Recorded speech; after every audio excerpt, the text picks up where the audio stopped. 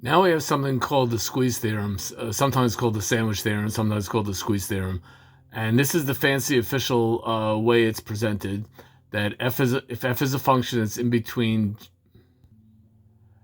f is a function that's squeezed in between g and h, means f is always bigger than g and f is always smaller than h, then if g and h ever come to the same limit, f is going to be squeezed to that same limit. And a way to look at it as a graph.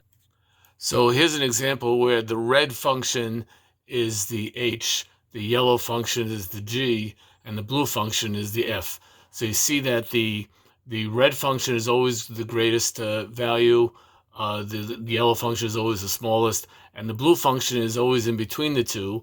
So if you have a situation, in this case it's where x equals 0, where the red and the yellow sort of come together, they both have a limit of 1 when x approaches 0. So the blue function is going to kind of get squeezed in the middle. And this is good because there are times when you could get a blue function, which is hard to calculate and hard to work with. But if you know it's between two other functions, you could use that fact to get a limit at a certain point. An example of this, here's example 11. Let's look at A. The limit as theta goes to 0 of sine theta is equal to 0. And B, the limit as theta goes to 0 of cosine theta equals 1. Well, we know from it says here section 1.3, but that just means pre-calculus. We know from pre-calculus that the sine of theta is greater than negative absolute value theta, and sine theta is less than positive absolute theta.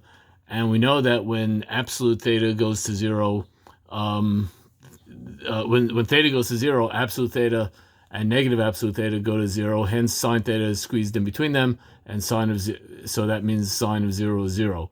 And similarly, we know that we know from pre-calc that 1 minus cosine theta is always positive, and it's always less than the absolute value of theta.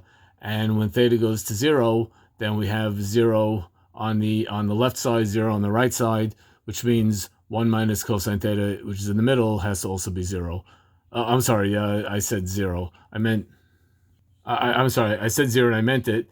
So if 1 minus cosine theta is 0, that means cosine theta itself is equal to 1, or the limit of it is 1, and we actually know that it equals 1.